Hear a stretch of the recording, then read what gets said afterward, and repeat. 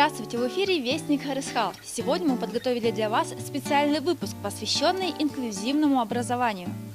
Из выпуска вы узнаете, как внедряется инклюзивное образование в Якутии, какие школы считаются инклюзивными и с какими страхами сталкиваются родители, отдавая свое чадо в школу подобного типа.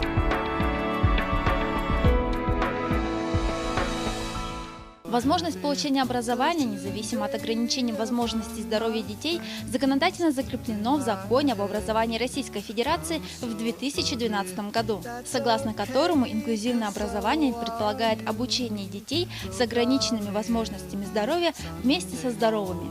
Ребенок с ограниченными возможностями здоровья, учась в специальном учреждении для детей с инвалидностью, изолирован от реального общества, что еще больше ограничивает его в развитии. Он, как и любой другой ребенок, нуждается в образовании, воспитании и общении со сверстниками. Инклюзивное образование дает возможность детям с особенностями развития ходить в обычные школы и детские сады и учиться вместе с другими детьми. У здоровых детей, проходящих через инклюзивное образование, появляется больше сочувствия, сопереживания и понимания. Они становятся общительными и толерантными. Сегодня в нашей стране 1,5 миллиона детей с отклонениями в развитии. Из них 200 тысяч не получают никакого образования вообще. Активной агитацией за внедрение инклюзивного образования в России занимается региональная общественная организация людей с инвалидностью «Перспектива», которая проводит семинары для преподавателей, уроки доброты в школах для учащихся и мастер-классы по принятию и развитию инклюзии в образовательных учреждениях. Мне нравится, как работает Воронеж. Они взяли на себя функцию включения в общеобразовательный процесс сложных детей. Это дети с аутичными проявлениями. В Москве тоже недурно это идет. Это Самара, Томск. Тоже очень успешно идет. А вот в Санкт-Петербурге там как так волнами проходит, потом какой-то откат, потом опять. Вот. То есть есть регионы в Ставрополе, вот, которые как-то хотят, стремятся, и самое главное, есть понимание необходимости включения детей с особенностями развития, с инвалидностью и в образовании, в дальнейшем обществе. Многие учителя, работающие с особыми детьми, признаются: мы не видим диагноза на лицах детей, мы видим их желание. Огромное желание особенных детей быть понятыми и принятыми среди обычных сверстников. В России не разработана общероссийская программа интеграции детей с особенностями развития. Существует серьезная проблема совмещения темпов преподавания и объема знаний, доступных детям с ограниченными возможностями здоровья и детям здоровым. До сих пор идут споры о тьюторах, помощниках для детей с инвалидностью. Отсутствует специальное медицинское сопровождение в учебных заведениях. Также отсутствует автотранспорт для учеников, который позволял бы им добраться до места учебы и домой. Но, несмотря на трудности, семимильными шагами практика инклюзивного образования внедряется в образовательные учреждения различного уровня по всей России.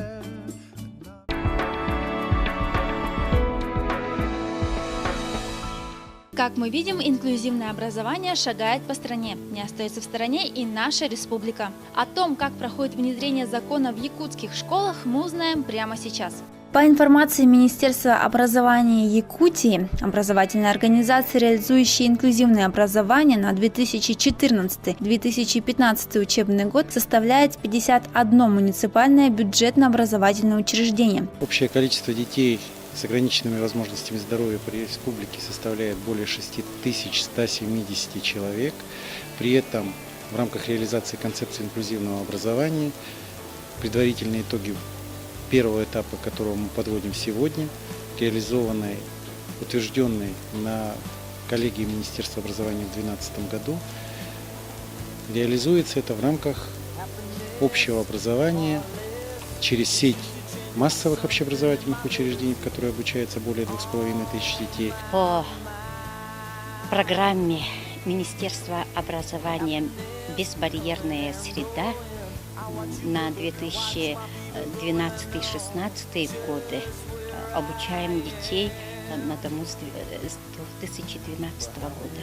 По договору с Центром дистанционного образования наши дети и школа получили очень современное компьютерное оборудование, по которому обучаемся по программе Skype. В прошлом году у нас ученик обучался на дому по скайпу. Он мог приходить и в школу, с детьми пообщаться, учиться здесь и по скайпу тоже. Он нынче закончил 9 класс успешно и поступил в профессиональный техникум-интернат. Не стоит забывать, что инклюзивное образование подразумевает не только школьное обучение, но и дошкольное, то есть детские сады. В Якутии пока имеются несколько детских садов со специализированными группами, куда ходят только дети с ограниченными возможностями здоровья. В такой среде не все дети с инвалидностью могут получить все условия для социализации. Именно в такой садик по распределению отдали свою дочку Алину наши герои, семья Романовых. Но пробыли они там недолго, так как стремились социализировать свою малышку и решили отдать Алину в частный детский сад. Сначала, конечно, мы тоже волновались, как там себя ребенок поведет, да, с абсолютно нормальными ходячими детьми, которые там быстро бегают, прыгают, да, там снесут ее, не дай бог, конечно. Ну, были такие случаи. Ну, в конце концов, ребенок же должен быть готов к взрослой реальной жизни, где никто не будет сюсюкаться, водить за руку, гладить по головке все время. Ну, и она, в принципе, это хорошо повлияло на нее. Она сама подтянулась, ощутила в себе силы.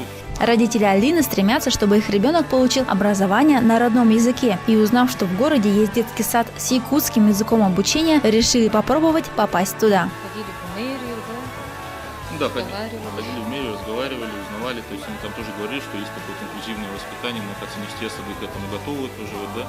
Но тут согласие вот заведующей детского сада, воспитателей лично тоже они нас поддержали, мы очень благодарны. Сейчас Алина занимается вместе со всеми. Как рассказывают родители, они со спокойной душой отводят дочку в садик, зная, что они позаботятся и никто ее не обидит. Именно благодаря пребыванию в такой группе, где педагогический коллектив был готов принять Алину с ее особенностями, девочка стала более самостоятельнее и старается не отставать от сверстников. Они же, в свою очередь, всегда готовы помочь ей. Сейчас Алине 7 лет. Она ходит в подготовительную группу детского сада номер 82 «Мичер». Готовится пойти в общеобразовательную школу с якутским языком обучения. Бояться особо незачем, потому что ребенок, везде ребенок, дети всегда дети. И только к чему приводит то, что ребенок общается наравне со всеми. Даже независимо от, я думаю, от тяжести состояния ребенка, потому что, конечно, бывают очень тяжелые дети, да, насколько сами знаем, мало социализируются, но все равно я думаю, что им тоже стоит бывать наравне с другими детьми. Как видно из приведенных примеров, инклюзивное образование в наше время необходимый элемент не только для помощи особым детям, но и воспитания толерантности у будущего поколения в целом.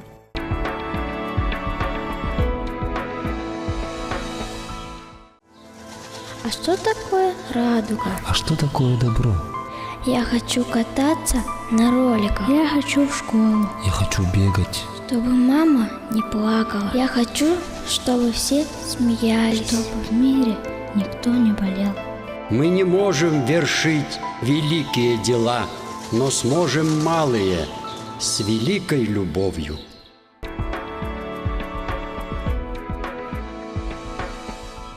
С приближением школьного возраста перед родителями особого ребенка с особой остротой встает вопрос, как организовать обучение своего чада. С какими страхами сталкиваются родители и как их побороть, мы узнаем из следующей рубрики. Все родители желают лучшего для своего ребенка, в том числе и в образовании. Но когда в семье растет особенный ребенок, одним из дилемм становится получение образования. С внедрением инклюзивного образования родители стремятся устроить своего ребенка в общеобразовательную школу, чтобы он мог социализироваться и расти среди сверстников. Но при этом у родителей зарождаются свои страхи, что его ребенка не примут, детский коллектив будет жесток к нему и что ребенку будет некомфортно находиться в этой среде. Со всеми этими страхами нужно бороться, и лучший помощник в этом – психолог.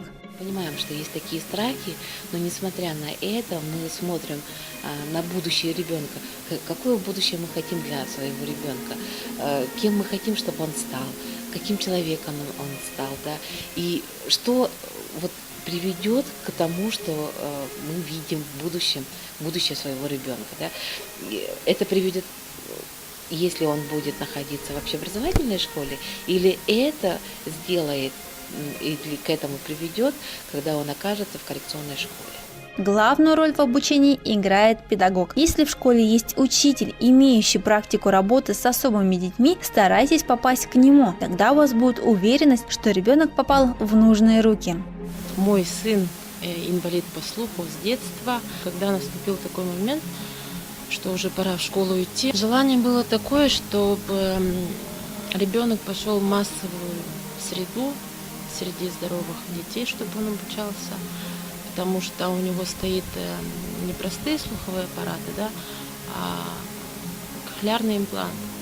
Выбрали 35-ю школу, потому что посчитали, что там, в этой школе именно, есть опыт общения, опыт работы с такими же детьми, с кохлеарными имплантами. Да.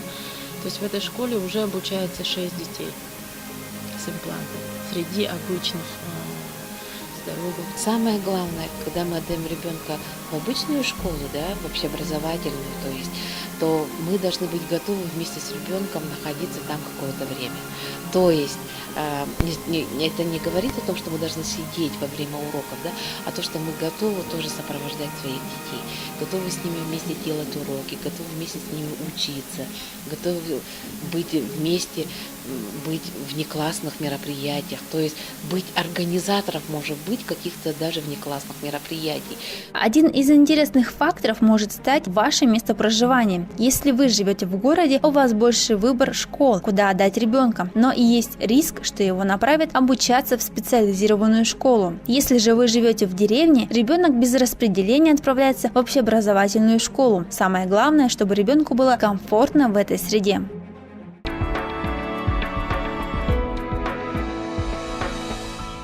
На этом наш специальный выпуск подошел к концу. Мы обязательно продолжим тему инклюзивного образования и более подробнее расскажем о каждом учебном заведении Якутии. Спасибо, что все это время были с нами. До свидания. У многих детей есть свои особенности. Находясь вместе в инклюзивном детском саду или школе, дети учатся принимать и развивать способности друг друга. И если учитель помогает им в этом, то особенности становятся преимуществами. Дети должны учиться вместе. Узнайте больше на сайте perspektiva-inva.ru.